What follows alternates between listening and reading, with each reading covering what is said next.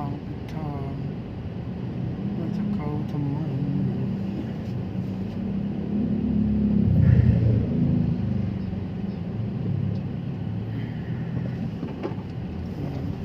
ขึ้นสะพาน The Royal Kitchen, under the auspices of the President of the Thai Red Cross Society, to produce meals for people impacted by COVID-19 in Nakhon Sawan.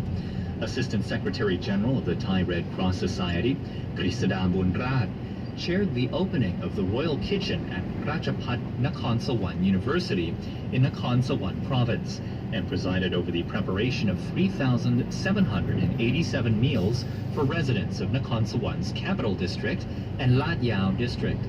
Her Royal Highness Princess Mahajakri Sirinthorn ordered the establishment of the kitchen in light of her concern and care for those impacted by the COVID-19 pandemic. The kitchen was ordered to operate until June 6th to supply meals to various residents of Nakhon Sawan. Meanwhile, the Thai Red Cross Society is inviting all to donate funds to the Palang Chai 99 Baht Overcoming COVID-19 project, which is providing aid to quarantined individuals, the elderly, and the vulnerable. Donations can be used for a tax deduction of twice the value. More information can be acquired by calling 1664. National News.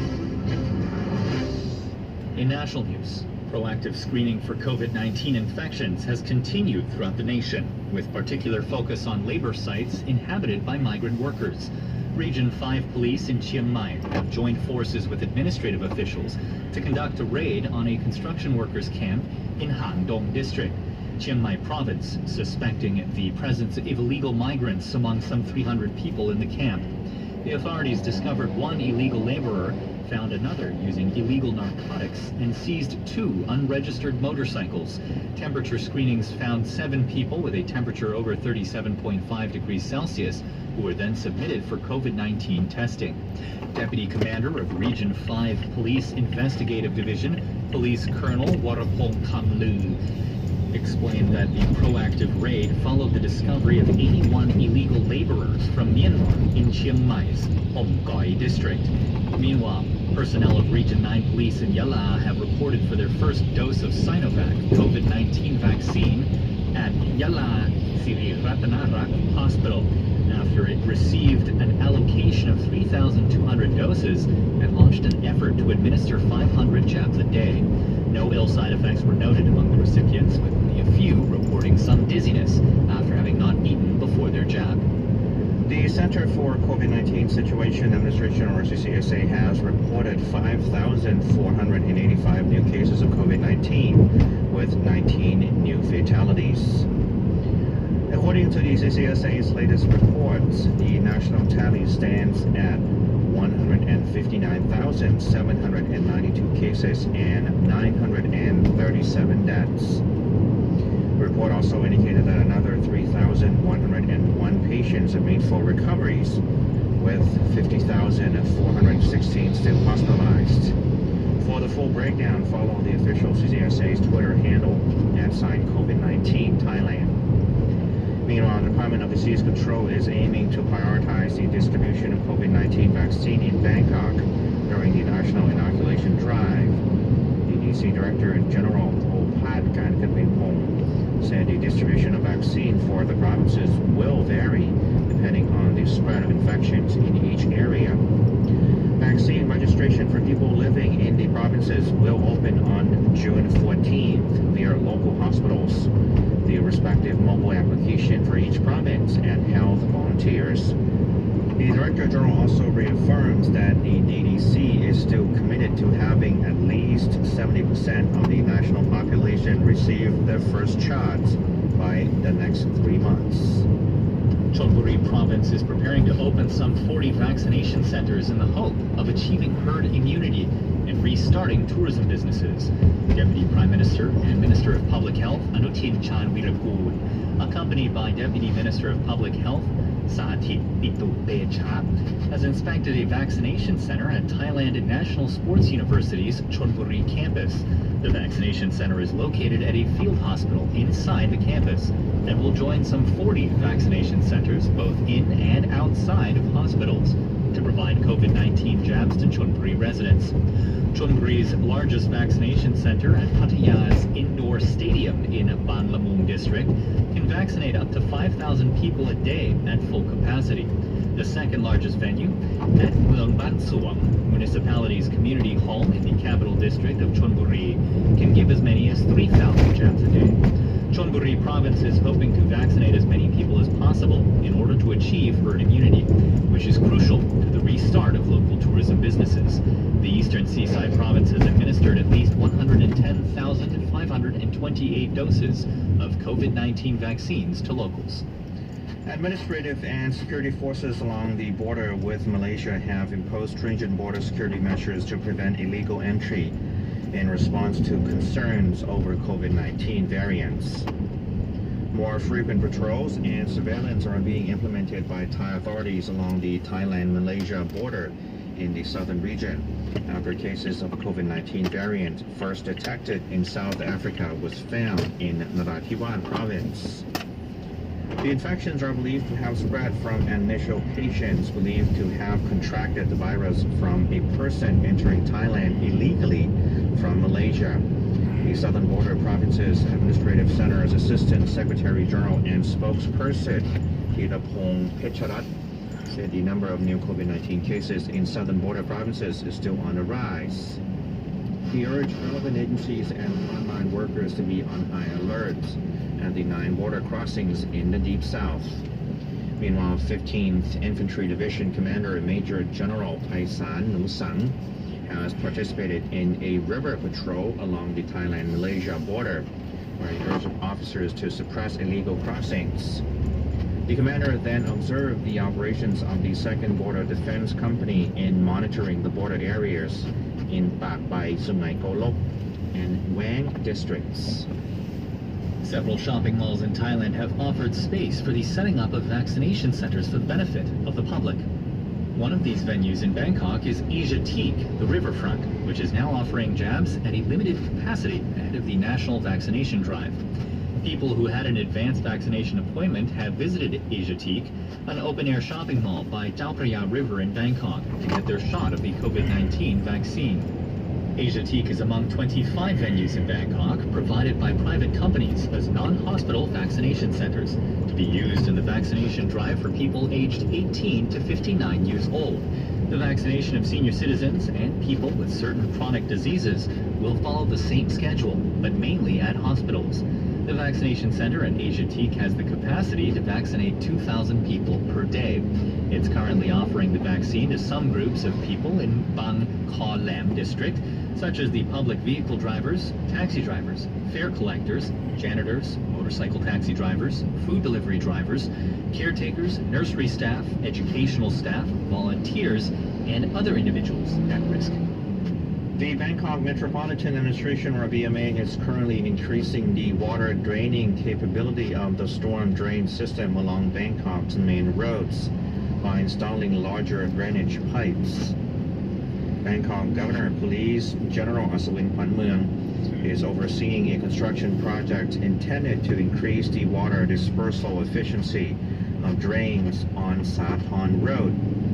The construction of a better drainage system is also intended to fix the inundation problem on Jan Road, one of the 12 main roads at risk of flooding when heavy rain falls. Construction is underway to install a large drainage pipeline to accelerate water drainage from the roadway into a nearby canal. Besides the main drainage system, 65% of the targeted water pumps and water holding wells have been installed, and improvement has been made to roads and pavements. The drainage line construction project is due to be finished in July. In addition, the BMA's Department of Drainage and Sewage still has plans to install pumping stations on Jan Road connecting to Changnonsi Canal using fiscal year 2022's budgets. The BMA's Public Works Department will also be working to relocate power lines underground while also fixing pavement, waterways, and road surfaces to facilitate water drainage. Those were our national stories. Up next in global news. Nigerian officials say an armed gang abducts students from an Islamic school in the north-central state of Niger over the weekend, while South Africa extends its nightly curfew and limits the number of people at gatherings to slow the spread of COVID-19 as cases surge. Today, 4 provinces is how far a doctor has to be away from his family. 3 districts is where kids and mom are living apart. 2 meters is the distance between family. The more we care, the further we need to distance ourselves. PTT thanks for every meter you are staying away from the ones you care. Soon, we'll be together again. PTT, we fight together. The world of oil was completely changed by a technological breakthrough in the United States. Drilling oil from conventional resources such as sandstone and limestone has for most of history been done through vertical or horizontal drilling using drills and drilling mud, a highly viscous mud that cools and lubricates the process, maintains pressure in the well, and collects cutting scraps for disposal. A key change took place when the U.S. invented a method to extract oil from shale, an unconventional resource using a high-pressure mix of water, chemicals, and sand, a process called hydraulic fracturing. The advancement unlocked the country's large shale oil reservoirs and turned it from a top importer to the world's #1 exporter of oil in the year 2018, surpassing even Saudi Arabia and Russia. It even necessitated OPEC control oil production to keep the resource under $100 per barrel, or risk the U.S. capitalizing on demand for shale oil to seize market share. Brought to you by Prism PTT Group Synergy Platform. PTT, sustainable growth for all.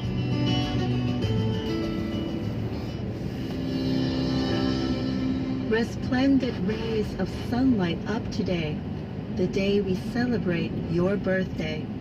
Radiant queen to the backdrop of green fields, purple orchids, our joy further celebrations yield. For you, born to such high royal esteem, combined grace and bravery are the tinges of your gleam. As you live in service to our king and to his reign, jointly endowing to your subjects gifts of great acclaim, transforming their lives ne'er to be the same. Projects in agriculture, art, and medicine you oversee so life does not decline, but increase under the warmth of endowed benevolent sunshine. Thus this on your grand birthday, loyally, our songs of thanks and blessings come your way. Glenn Chatelier for Radio Thailand. Global News.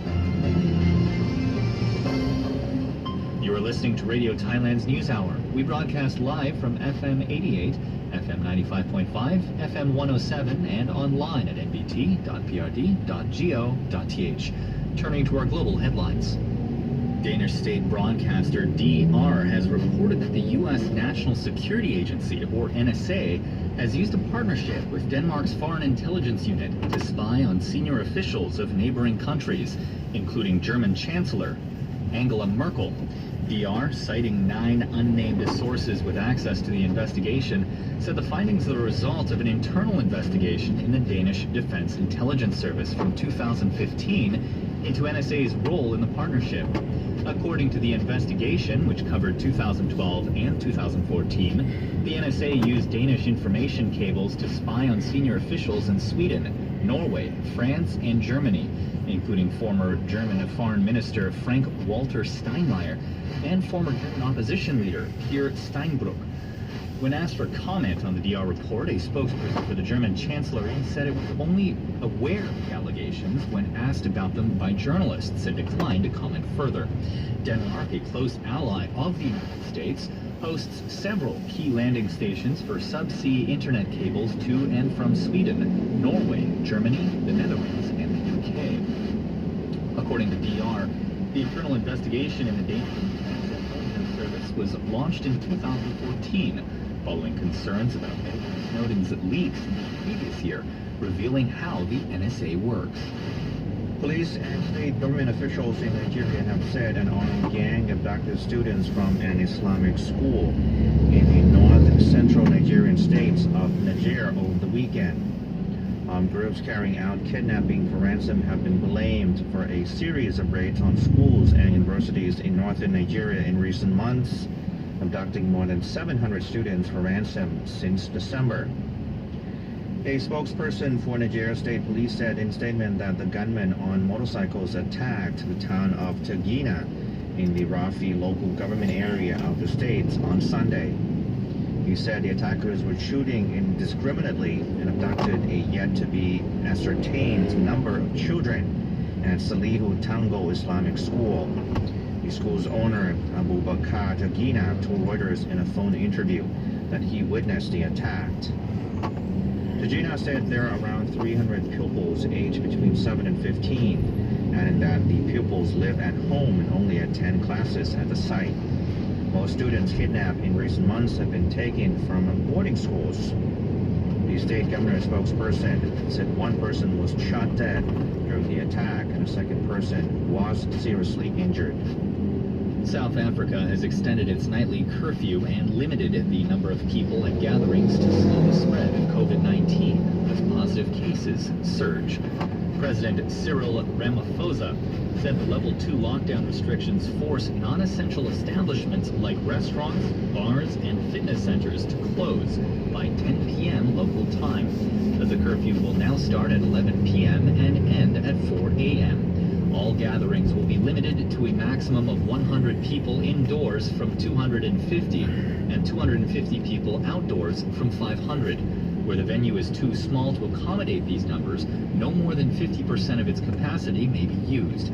Ramaphosa said that according to the country's health experts, the recent surge in new infections is due to the increasing number of social gatherings, where people are not observing essential health protocols. Funerals and so-called after-tears parties, as well as camps and sporting activities at schools, have also been identified as other sites of increased transmission. Ramaphosa said the Ministerial Advisory Committee on COVID-19 has therefore recommended that the country urgently implement further restrictions to limit the increase in infections. He also said the provinces of Free State, Northern Cape, Northwest, and Gauteng, which houses Johannesburg, have reached the threshold of a third wave of infections and may only be a matter of time before the country as a whole will have entered a third wave.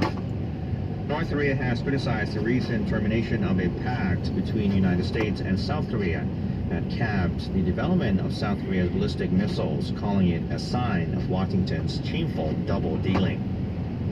South Korean President Moon Jae-in announced the abolishment of the Joint Missile Guidelines that had limited the country's development of ballistic missiles to a range of 800 kilometers following his first summit with U.S. President Joe Biden earlier this month.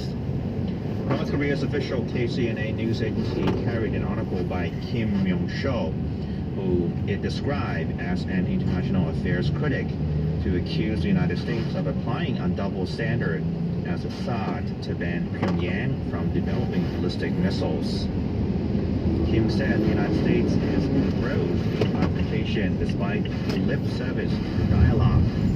He added that North Korea's target is the United States, South Korea's military, and it will counter Washington on the principle of strength for strength. Kim also criticized Moon for welcoming the termination of the guidelines, calling it disgusting and indecent. Kim said the U.S. and the South Korean authorities have made clear their ambition of aggressions, adding that they are left with no reason whatsoever to fault the North for bolstering its capabilities for self-defense.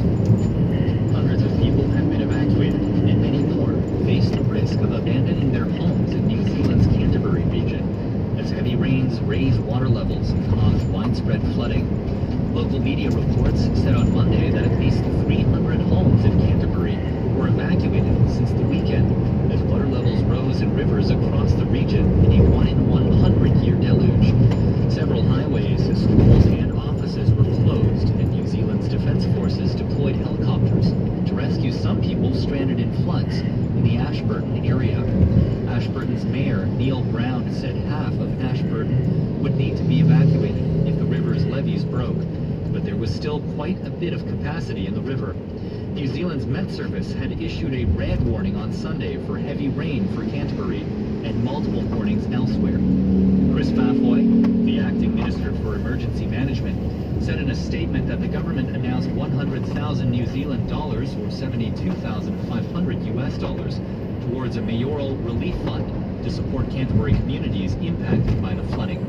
The acting minister also noted that while it was still too early to know the full cost of the damage, it is nevertheless expected to be significant. Spain's Environment Ministry has said the Iberian lynx population in Portugal and Spain rose above 1,000 last year after 414,400 joined breeding program in a major leap towards conserving the endangered species. The initiative was launched in 2002 when the number of Iberian lynx, a wild cat native to the Iberian Peninsula, plunged to just 94 in Spain and none in Portugal due to farming, poaching, and road accidents. By the end of last year, there were 1,111 Iberian lynx living in the wild in the region, including 239 breeding females. The ministry said the number was a record high since monitoring of the species began. The ministry added that with a 30% increase from 2019, the demographic curve allows for optimism in drawing scenarios that distance the big Iberian feline from critical risk of extinction. In 2015, the International Union for Conservation of Nature downgraded the threat level for the Iberian lynx, a spotted nocturnal wild cat distinguished by its beard and ear tufts, to endangered from critically endangered. The ministry said the change was possible thanks to the ongoing conservation efforts. Australia's second most populous state of Victoria, the epicenter of the country's latest coronavirus hotspot, has reported 5 new cases of community transmission, taking the current cluster to 5. Victoria went into a strict 7-day lockdown on Friday after new COVID-19 infections in the state capital, Melbourne, ended its 3-month run of 0 community cases. These falling numbers, particularly a mystery case and a worker at an aged care home in the city, have raised questions over whether the lockdown will be extended beyond the 7 days announced initially. The home operator, R-Care, said in a statement that a second worker and 1 resident at the facility have now tested positive. The prospect of a larger outbreak in aged care homes is highly concerning, given hundreds of elderly Victorians in such facilities died of COVID-19 last year. The latest outbreak was caused by a returning resident who left hotel quarantine in neighboring South Australia state after testing negative, but later tested positive in Melbourne.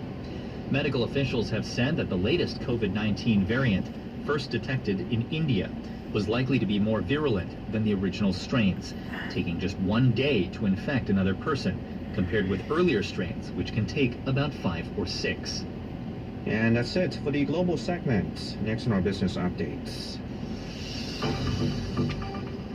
Songkhla provincial authorities resolved to test all international cargo drivers who cross the Sadao and Padang Besa border crossings. While tire manufacturer Goodyear Tire and Rubber Company is reportedly facing accusations of unpaid wages, unlawful overtime, and threats to workers in Malaysia. If you're looking for safety, see it in the all-new Subaru Forester with EyeSight technology. A major component of Subaru's advanced driver assist technology, the all-new Subaru Forester's EyeSight technology provides drivers an extra pair of eyes on the road with 2-color front-facing optical cameras that give a complete view of surroundings and that constantly scan for hidden dangers. Looking ahead, measuring distance from objects, and providing an alert at the first sign of danger, these eyes even apply brake force to mitigate collision. With a total of 5 highlight functions, eyesight technology performs adaptive cruise control, pre-collision braking, pre-collision throttle management, lane departure and lane sway warning, and lead vehicle start alert. See greater safety for yourself and enjoy special promotional offers only for this May of 0.99% interest for 64 months when making a 30% down payment and free first-class insurance. Contact your nearest Subaru dealer for all the details today.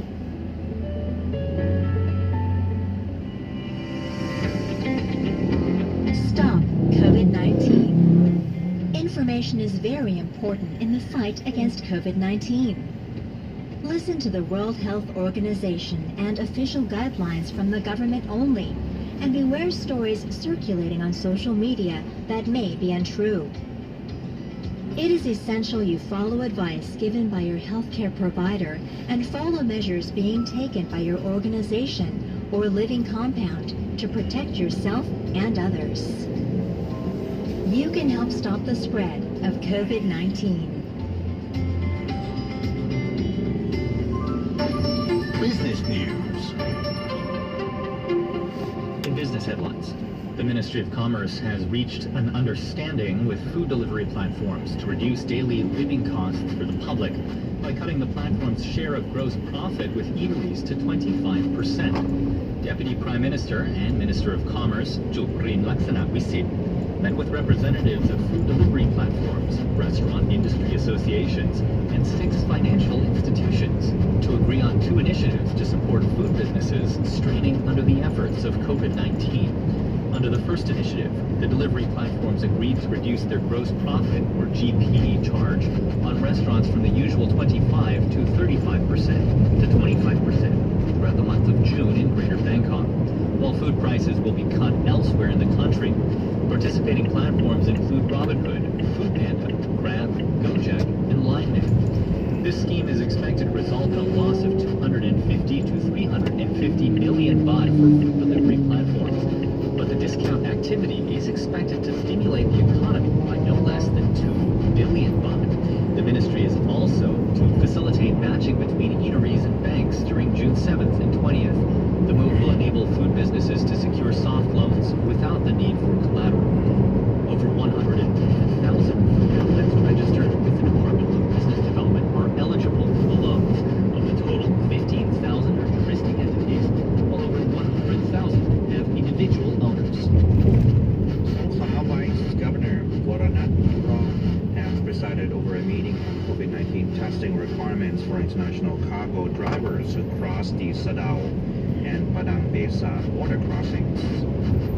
In a meeting, provincial officials agreed to carry out tests for international cargo drivers from 9:30 a.m. to 3:30 p.m. on Thursdays, Fridays, and Saturdays. A testing fee of 500 baht will be applied to Thai nationals, whereas a fee of 1,000 baht will be applicable for non-Thai drivers. Officials in Songkhla province have been testing cargo drivers at border crossings since earlier in the year, with the figures in April showing a Malaysian driver being the only positive case. We've now reached the half-hour mark on Radio Thailand's News Hour. It's time for us to bid farewell to our friends on FM 95.5 and FM 107. As for our listeners on FM 88, we'll continue with more of the latest news. Only 3,490 tests conducted.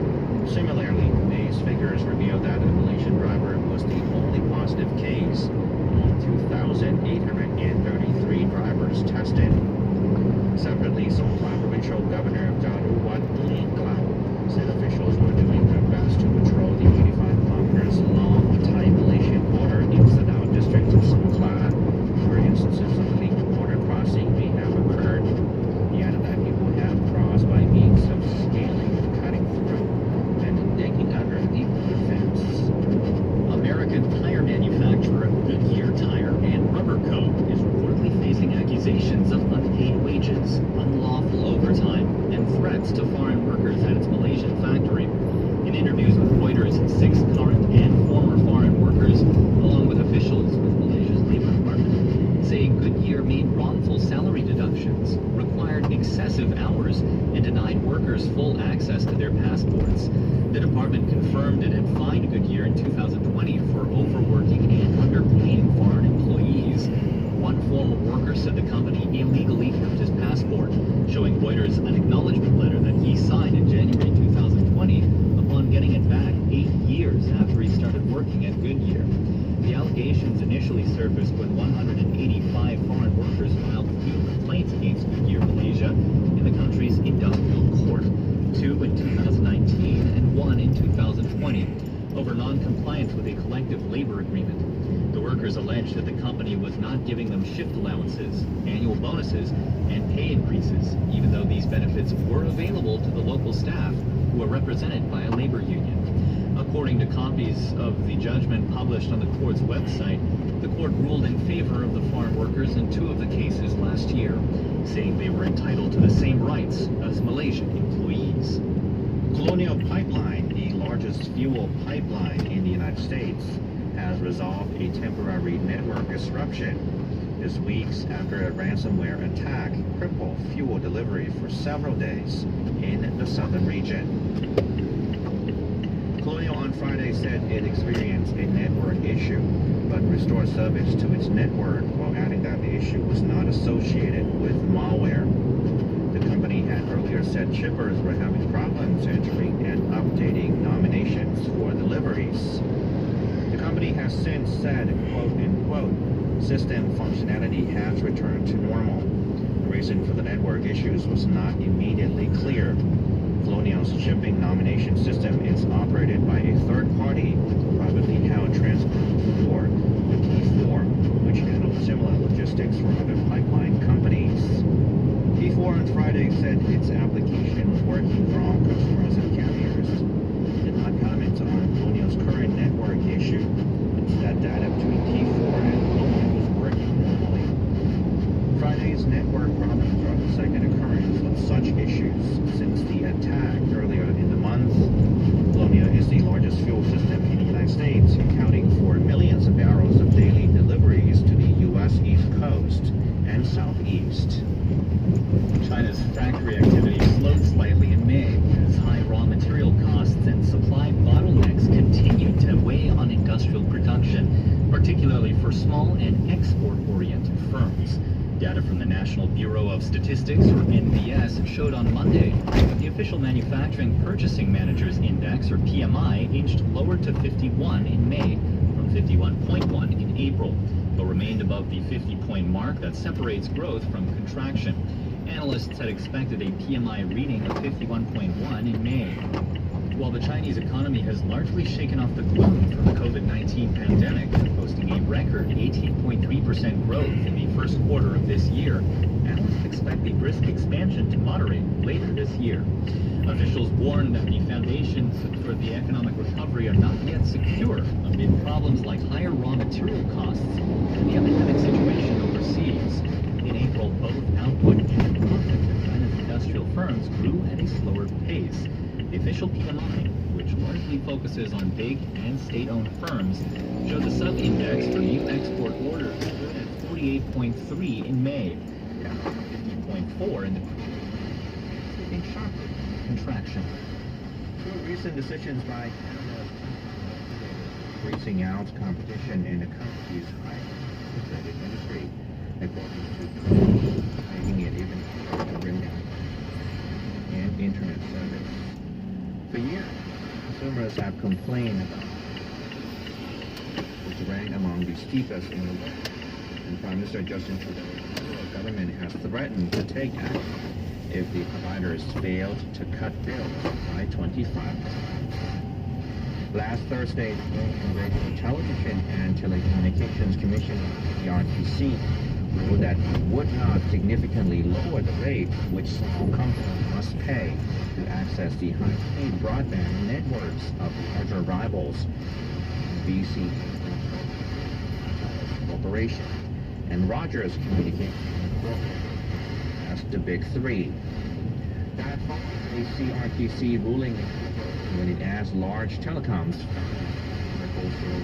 access the so-called mobile virtual network operators, MVNOs, smaller outfits that can then resell the capacity and reduce retail prices on the saving customers, but with the stipulations that were seen as wins for big companies. Workers at the Nissan plant in southern India have reportedly chosen to stay home for coronavirus-related safety concerns. Ford and Hyundai have also shut plants in the south over the last week following protests over COVID safety concerns. The Renault-Nissan India Workers Union said in a letter sent late on Sunday that it will not be secure for workers to report to work on Monday, the 31st of May, 2021. Two sources said the union would continue to discuss its demands this week. Labor unions say hundreds of workers near Chennai have fallen ill with COVID-19 and dozens have died this year. On Sunday, union leaders told Renault-Nissan that its demands on adequate social distancing measures, rehabilitation of families of deceased workers, and on medical treatment of those affected by COVID-19 had not been met. The union also said Renault-Nissan had only vaccinated 200 workers with the first dose. The company told a report last week that the plant had a workforce of more than 8,000. Nissan, which owns a majority stake in the plant, did not immediately respond to an email seeking comment. The company said last week that it had vaccinated employees over 45 years and was willing to inoculate those under 45. And those were our business news. Up next, headlines.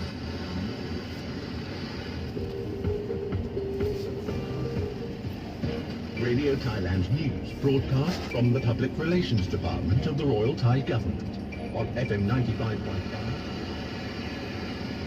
For advertising inquiries, please email us at radiothailand.